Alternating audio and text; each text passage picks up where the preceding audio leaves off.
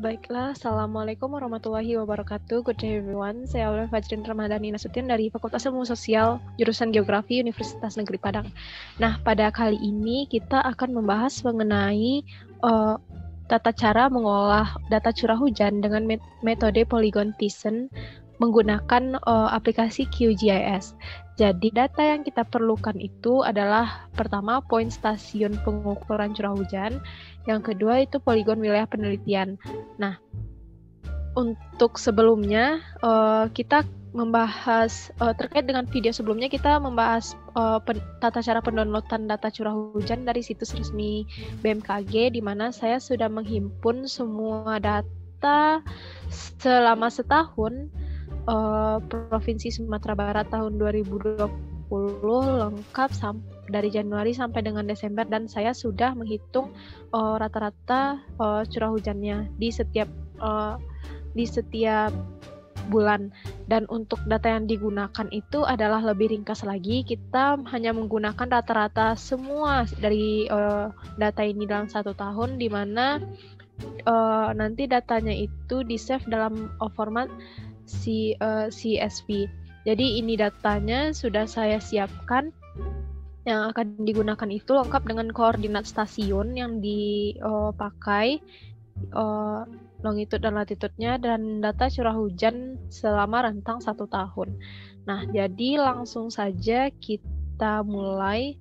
Yang pertama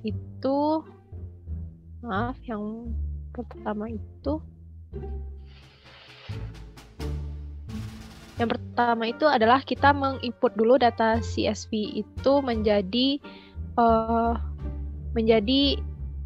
layer SHP. Jadi layer SHP yang kita pakai itu dalam bentuk titik. Bagaimana caranya? Itu pertama kita add open data source.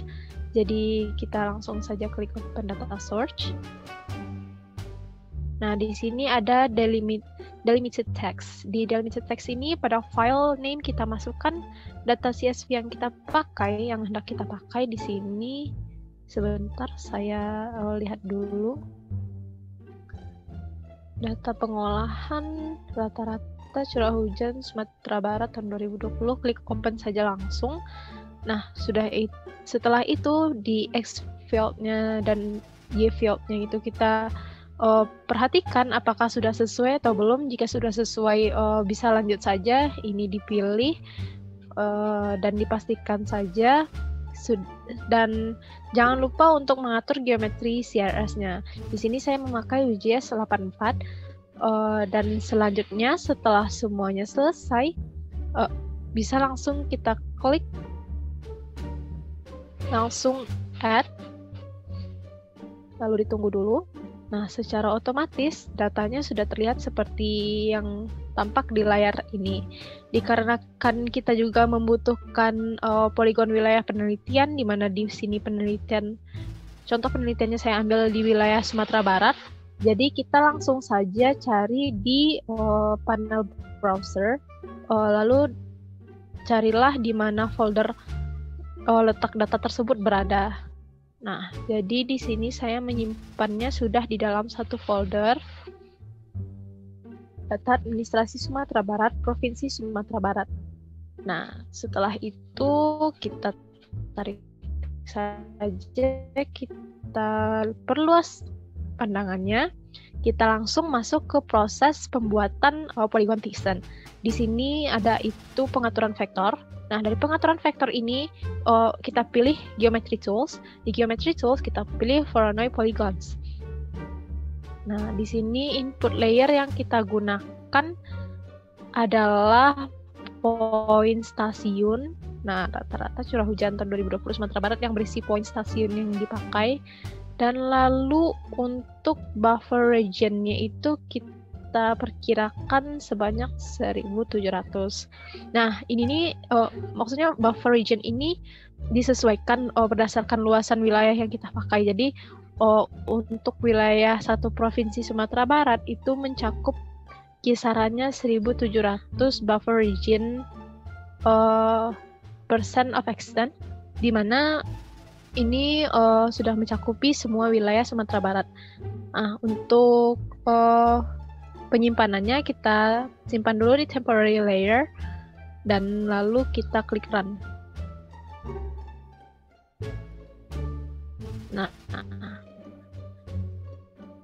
beginilah hasil dari pengaturan Voronoi polygons tadi, yang mana ini nantinya akan kita asumsi hal yang kita perlu lakukan jikalau dia dilihatkan agak transparan ya, akan terlihat bagaimana dia mencakupi wilayah Sumatera Barat yang kita gunakan tadi. Nah, lalu yang harus kita lakukan selanjutnya itu adalah memotong polygon Thyssen ini sesuai dengan administrasi yang kita gunakan. Bagaimana caranya? Langkah yang akan kita lakukan itu adalah tetap di menu vektor. Di menu vektor tersebut ada yang namanya clip di Geoprocessing Tools, ini clip. Jadi input layer yang kita masukkan adalah polygon Thyssen tadi, Voronoi polygons yang kita olah sebelumnya. Dan untuk overlay layer, kita menggunakan Provinsi Sumatera Barat, administrasi Provinsi Sumatera Barat. Nah, selanjutnya boleh langsung save to file agar dia tidak hilang. Tidak hilang. Saya buat dulu folder baru. Di sini saya buat, karena kita membuat polygon Thyssen, jadi namanya polygon Thyssen. Oh, maaf.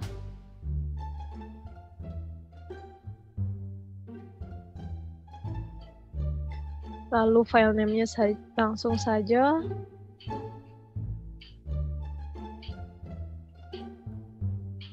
Dan klik save, lalu klik run. Nah, setelah selesai, teman-teman bisa langsung saja klik close.